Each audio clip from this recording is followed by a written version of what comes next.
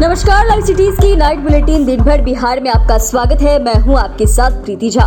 खबरों की शुरुआत करेंगे, लेकिन उससे पहले एक नजर डालते हैं आज की सुर्खियों पर। राहुल गांधी के सदन वापसी पर बोले लालू, न्याय की हुई है जीत। संसद में खूब भर के रामकृपाल यादव, कहा हारेगा घमंडिया। संसद में ललन सिंह ने कहा चुप रहिए, बीच में मत बोलिए। बीजेपी ने नई प्रदेश कमेटी का किया ऐलान, सूची जारी। मंत्री श्रवण कुमार का बीजेपी को जवाब, महागठबंधन के 1 साल पूरा होने पर हम पार्टी का तंज। आरजेडी जहां वहां लॉ एंड ऑर्डर नहीं, बोले कुशवाहा। तेजस्वी के विभाग पर सवाल, यूरिन बैग नहीं तो लगा स्प्राइट की बोतल। मोतिहारी में अपराधियों ने रजिस्ट्री ऑफिस के कर्मचारियों को ठोका। नेपाल ने छोड़ा पानी, निचले इलाकों में हाई अलर्ट। अब खबरें विस्तार से। राहुल गांधी के संसदीय सदस्यता बहाल होने पर राजद सुप्रीमो लालू प्रसाद यादव खुश है। कहा कि ये न्याय की जीत हुई है। दिल्ली रवाना हुए लालू प्रसाद यादव ने ये बात कही है और बता दे कि राहुल गांधी लगभग 5 महीने के बाद आज सदन में अपनी बातों को रखा है। इस दौरान उन्होंने भाजपा पर जमकर निशाना साधा। सदन के मॉनसून सत्र में आज अविश्वास प्रस्ताव पर दूसरे दिन ही बहस राहुल गांधी की स्पीच के साथ शुरू हुई। राहुल ने अपने 35 मिनट के भाषण में भारत जोड़ो यात्रा और मणिपुर पर बात कही। राहुल ने कहा कि हमारे प्रधानमंत्री आज तक मणिपुर नहीं गए, उनके लिए मणिपुर हिंदुस्तान नहीं है। रामकृपाल यादव ने आज लोकसभा में खुलकर बोला। उन्होंने अपनी बात सदन के सामने रखी। उन्होंने ललन सिंह और जदयू पर जमकर करारा हमला किया और कहा कि मोदी को कहां से निकाल दोगे। मोदी तो हिंदुस्तान के 140 करोड़ लोगों के दिलों में बैठा हुआ है, जिसको हिंदुस्तान का करीब आदमी एक स्वर में कह रहा है, मोदी मोदी मोदी। चारों ओर से आवाज आ रही है, तुम्हारे चाहने से मोदी का कुछ नहीं बिगड़ेगा। उन्होंने साफ लहजे में कहा कि ये लोग क्या बात करेंगे, मोदी को हटाना इनके बस की बात नहीं। संसद में अविश्वास प्रस्ताव के समर्थन में बोलते हुए ललन सिंह ने मोदी सरकार पर जमकर हमला बोला है। भाजपा के नेता ठोकने लगे तो ललन सिंह ने कहा कि चुप रहिए, बीच में मत बोलिए, अभी आपको ही बताएंगे। ललन सिंह ने कहा कि मुझे आश्चर्य तब होता है जब मणिपुर की चर्चा होती है और वहां डबल इंजन की सरकार है। इसके बाद भी जब इन पर सवाल किया जाता है तो सत्ता पक्ष के जो लोग हैं वह विभिन्न राज्यों की छिटपुट मामलों को बताना शुरू कर देते हैं। वहीं ललन सिंह सदन में खूब गरजे और बोले चुप रहिए, बैठिए ना, बीच में मत बोलिए, अभी आपको भी बता देंगे। अविश्वास प्रस्ताव पर कहा कि मोदी के वादे जुमले हैं।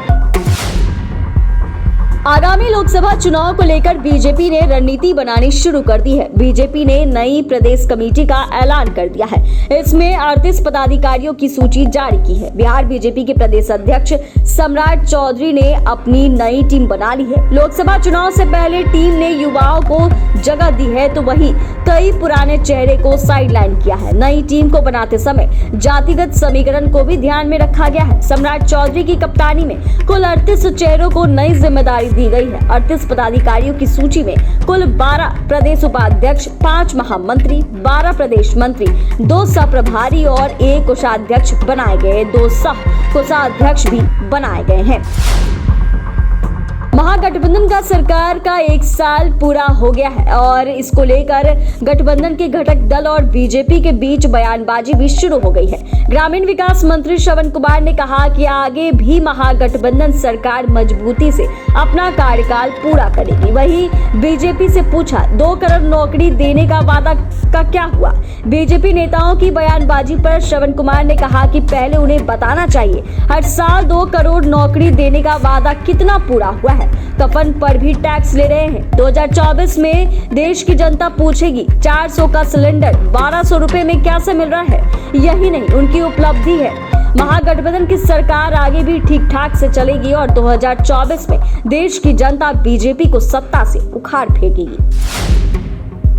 बिहार में महागठबंधन की सरकार के 1 साल पूरा हो गए हैं। इसको लेकर हिंदुस्तानी आवाम मोर्चा के राष्ट्रीय अध्यक्ष संतोष सुमन ने नीतीश सरकार पर निशाना साधा है। उन्होंने कहा कि महागठबंधन की 1 साल की सरकारी बेबसी की सरकार है, सत्ताधारी की सरकार है। मुख्यमंत्री नीतीश कुमार जिस तरह से लाचार और बेबस दिख रहे हैं, उनसे यह साफ स्पष्ट है कि बिहार को वह 1 साल से पूरी तरह से बर्बाद कर रहे हैं। उन्होंने कहा कि बिहार में अपराध बढ़ रहा है, भ्रष्टाचार बढ़ रहा है, बैंक डकैती बढ़ गई है, हत्याएं बढ़ गई है। बावजूद इसके नीतीश कुमार कुछ नहीं कर पा रहे हैं। कहा कि नीतीश कुमार पिछले साल से बिहार को बर्बाद कर रहे हैं और तेजस्वी ने युवाओं को बेवकूफ बनाने का काम किया है।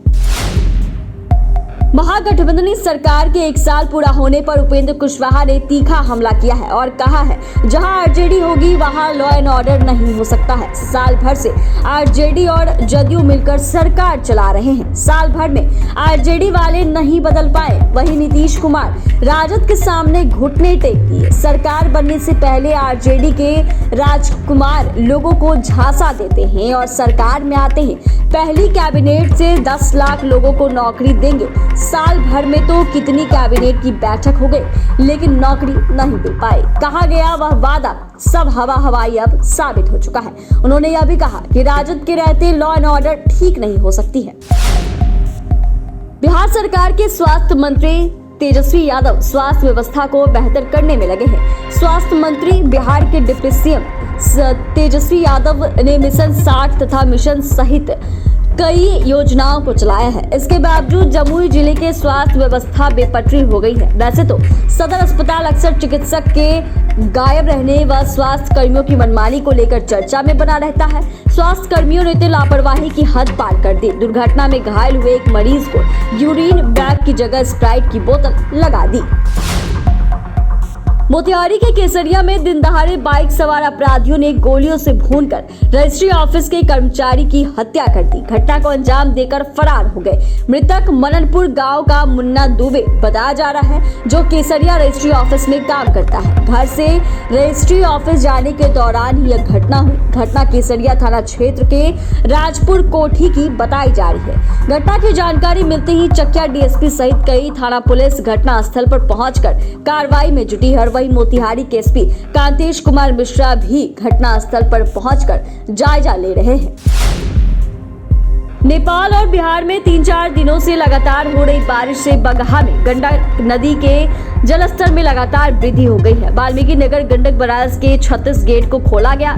यहां से 2,92,000 क्यूसेक पानी डिस्चार्ज किया गया। इसमें पश्चिमी चंपारण के निचले इलाकों में बाढ़ का खतरा बढ़ गया है। डीएम ने जिले में हाई अलर्ट घोषित किया। एसडीआरएफ की टीम को भी ऑपरेशनल मोड में रहने को निर्देश दिया है। नेपाल के तराई क्षेत्र में लगातार हो रही बारिश के बाद गंडक नदी का जलस्तर काफी बढ़ गया है। लोगों को सुरक्षित जगहों पर शिफ्ट किया गया है। बने रहे लाइव सिटीज के साथ। अगर आपने हमारे चैनल को सब्सक्राइब नहीं किया तो सब्सक्राइब कर दे, फेसबुक पेज को लाइक कर दे। वीडियो देखने के लिए आपका धन्यवाद।